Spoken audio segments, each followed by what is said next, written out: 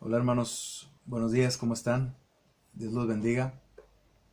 Estamos agradecidos con Dios por la vida de cada uno de ustedes. Les mandamos un saludo de parte de mí y de mi familia. Les extrañamos. Hemos visto los mensajes que ponen, ¿verdad? De que nos extrañamos unos a otros, ¿verdad? Y ahora estamos viendo cómo el Señor nos muestra que lo que nos une es la palabra de Dios. Entonces, de hecho, incluso de eso vamos a hablar el día de hoy y lo vamos a ver ahí en el libro de Lucas, en el capítulo 1. Me gustaría que abrieran sus Biblias, hermanos, por favor, ahí en Lucas capítulo 1 y vamos a leer, perdón, aquí en Lucas 1 del 1 al 4. Le voy a dar lectura, espero que ya lo hayan abierto ahí en sus Biblias. Yo ya lo tengo aquí, dice así, la palabra de Dios. Puesto que ya muchos han tratado de poner en orden la historia de las cosas que entre nosotros han sido ciertísimas, tal como nos lo enseñaron los que desde el principio lo vieron con sus ojos y fueron ministros de la palabra. Me ha parecido también a mí, después de haber investigado con diligencia todas las cosas desde su origen, escribírtelas por orden, oh excelentísimo Teófilo, para que conozcas bien la verdad de las cosas en las cuales has sido instruido. Vamos a estar hablando, basados en este pasaje, vamos a estar hablando de la importancia de la palabra de Dios. Y bueno, podemos meditar en este pasaje, ¿verdad? Que nos habla de que la palabra de Dios fue escrita, ¿verdad? Por hombres. En este caso, Lucas fue quien puso en orden todas las cosas que habían ocurrido, refiriéndose, bueno, ahí dice en el versículo 1, la historia de las cosas que entre nosotros han sido ciertísimas, refiriéndose a lo que ocurrió por la llegada del Señor Jesucristo aquí a la tierra y el inicio de su ministerio y de su obra redentora en la cruz. Todo esto requería ser escrito para que quedara para nuestra enseñanza.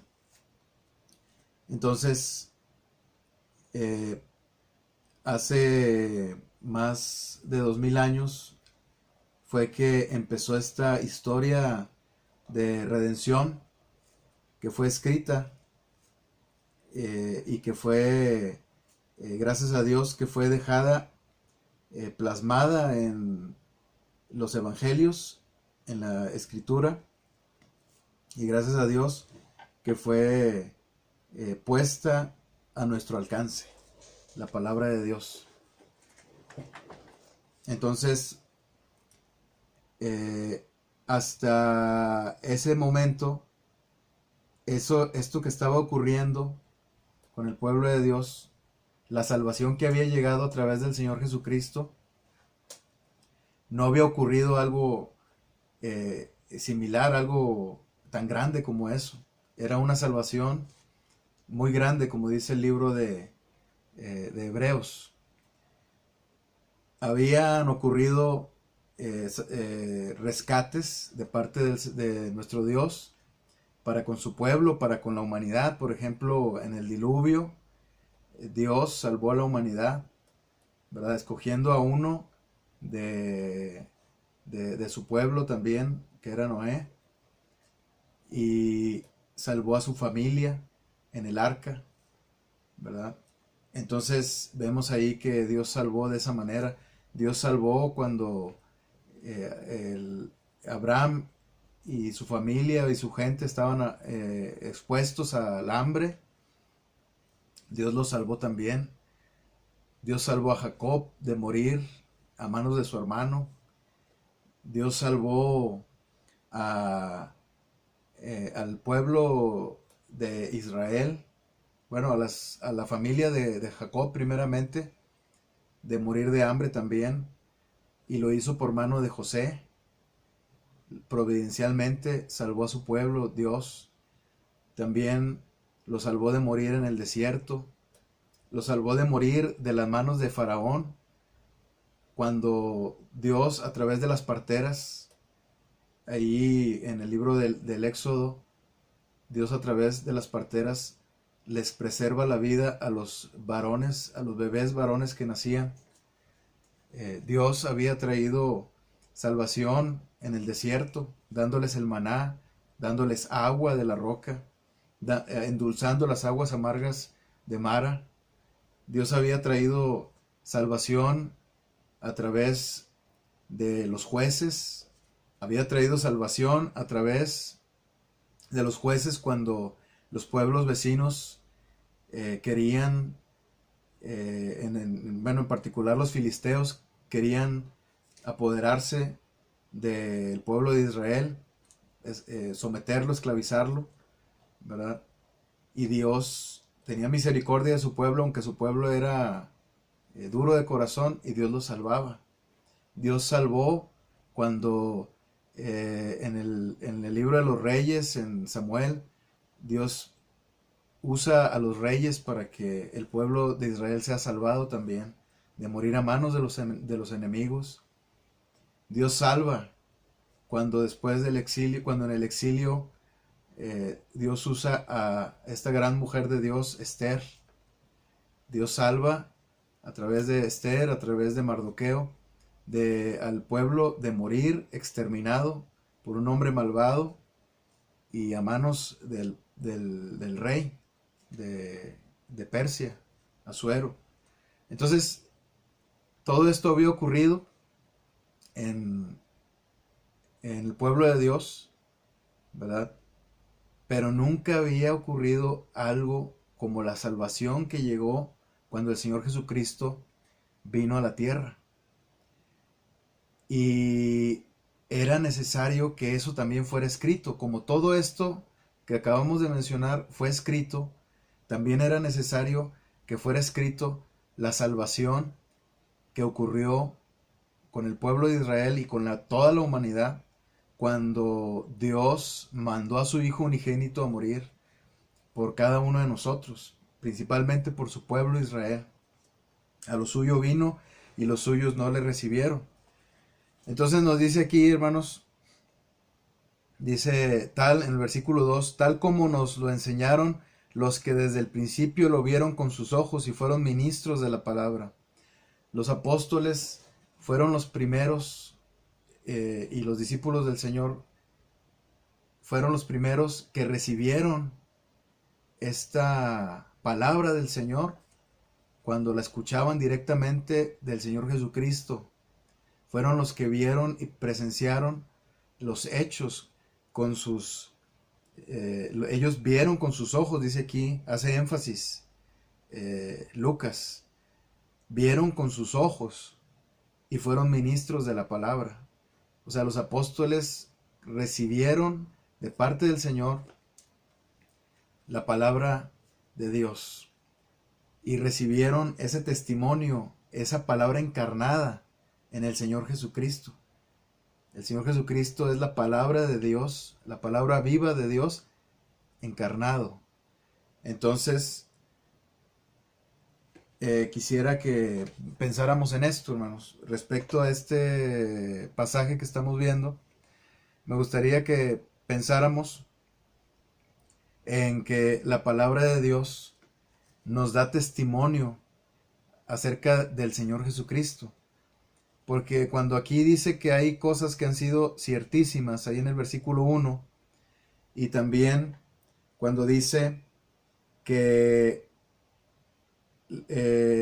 tal como nos lo enseñaron las cosas, tal como nos lo enseñaron los que desde el principio lo vieron con sus ojos y fueron ministros de la palabra.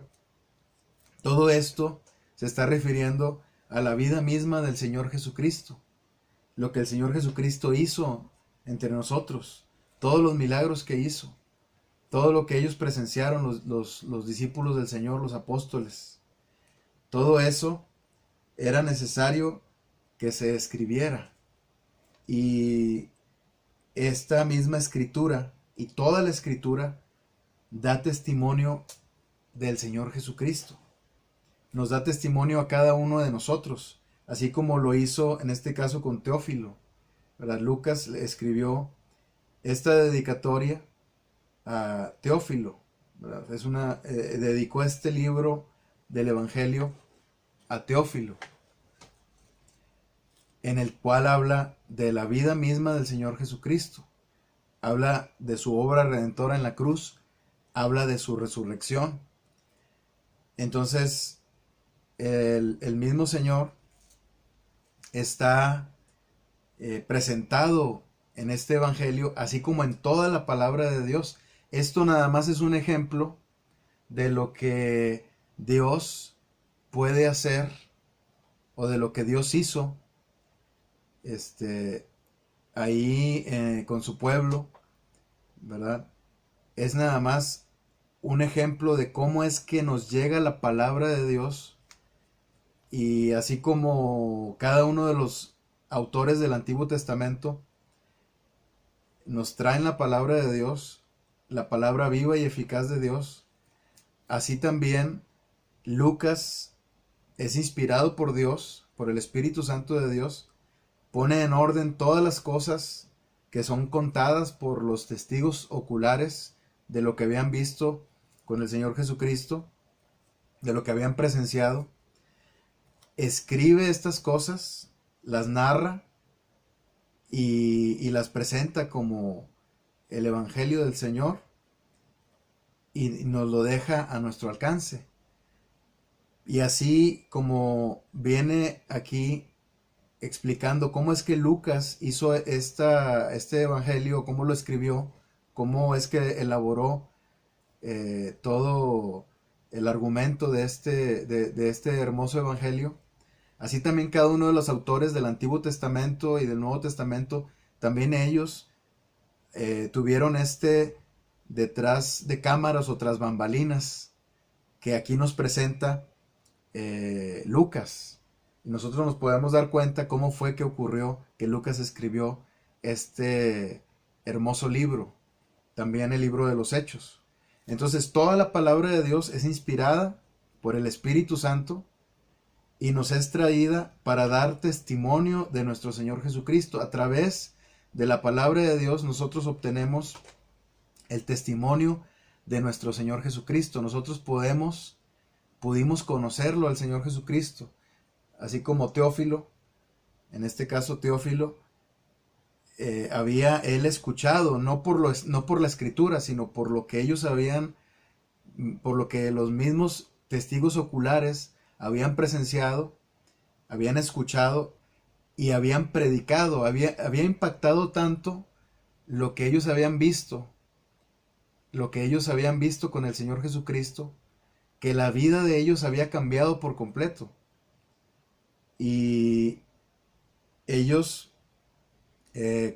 cambiaron radicalmente su estilo de vida. Bueno, el Señor fue el que los cambió, el que hizo esta obra poderosa, pero ellos estaban tan convencidos de esa obra que ellos creían tanto en esa obra que ellos incluso estaban dispuestos a morir por esa palabra, por ese testimonio que habían dado los apóstoles acerca del Señor Jesucristo. Estaban dispuestos a ir incluso a la muerte. O sea, era tan cierto lo que ellos habían predicado, lo que ellos habían presenciado, que incluso estuvieron dispuestos a morir, dejando claro que hubo un hombre llamado Jesucristo, que nació en la tierra hace más de 2000 años y que vino a salvar a su pueblo Israel y a toda la humanidad. Entonces, ellos por ese mensaje estaban dispuestos a morir, imagínense. Entonces, si por ese mensaje estaban dispuestos a morir, ahora imagínense si no estaban ellos dispuestos a obedecer a su Señor, a cambiar de vida, a dejar las tinieblas en las que vivían por la luz a la que habían sido llamados. Así nosotros, hermanos, nosotros con este precioso mensaje que nos fue dado, que nos fue traído por la palabra de Dios, por este evangelio, nosotros, cuando el Espíritu Santo nos muestra que este evangelio es verdadero, que estas cosas, versículo 1, son ciertísimas, entonces nosotros nos convencemos y nosotros estamos tan seguros de estas cosas que cambiamos de vida y que estamos dispuestos a obedecer al Señor. Y esto lo hace el Señor en nuestro corazón, ese cambio. Pero esto es porque la palabra misma de Dios nos trae el testimonio del Señor Jesucristo, y ese testimonio es el que nosotros conocimos y que nos hizo cambiar y mudarnos de las tinieblas a la luz admirable de nuestro Dios. Otra cosa, también para concluir, hermanos, que me gustaría ver aquí es donde dice: me ha parecido también a mí, después de haber investigado con diligencia todas las cosas desde su origen, escribírtelas por orden, oh excelentísimo Teófilo. Bueno, esto ya lo comentamos, pero el último versículo que dice: para que conozcas bien la verdad de las cosas en las cuales has sido instruido. Vamos a concluir diciendo que esta palabra de verdad que fue escrita, que fue predicada, primeramente predicada, que fue luego que fue escrita, que nos fue dejada, escrita para que nosotros conociéramos la verdad de estas cosas. Esta palabra de verdad es para que nosotros sigamos creciendo, para que nosotros fortalezcamos nuestra fe en el Señor Jesucristo, porque Teófilo, él escuchó la predicación del Evangelio directamente de los que habían sido testigos del Señor Jesucristo, de los que habían visto al Señor Jesucristo, de los que habían presenciado, no solamente con sus ojos físicos, sino con sus ojos espirituales. Creyeron en el Señor Jesucristo, creyeron que Él era el Señor, que Él era el Redentor, que Él era el creador de todas las cosas, incluso el dueño de todas las cosas. Entonces, cuando ellos creyeron, y en este caso por la palabra de ellos creyó Teófilo, entonces él cambia de vida, pero Lucas sabía muy bien que Teófilo, tanto Teófilo como los demás cristianos del mundo, porque este evangelio está escrito para los gentiles, habla de los pobres, habla de los niños, de la salvación de ellos, que también son aceptos en el reino de los cielos, ¿verdad? Que de ellos incluso es el reino de los cielos, cosas que en Israel nunca se habían dicho. Habla de los gentiles, de la salvación de los gentiles, de los pecadores, de los recaudadores de impuestos. Habla incluye a todos los que estamos, o los que estábamos en pecado.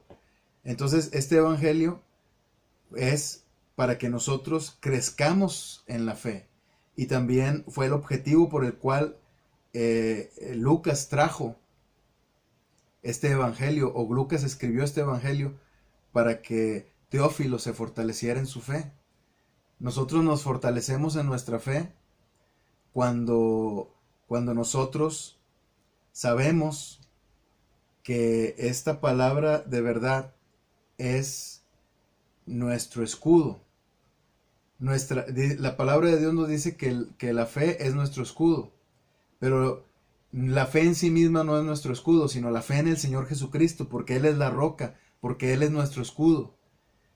Entonces, nosotros nos fortalecemos en la fe por el crecimiento en la palabra de verdad, en la palabra de Dios.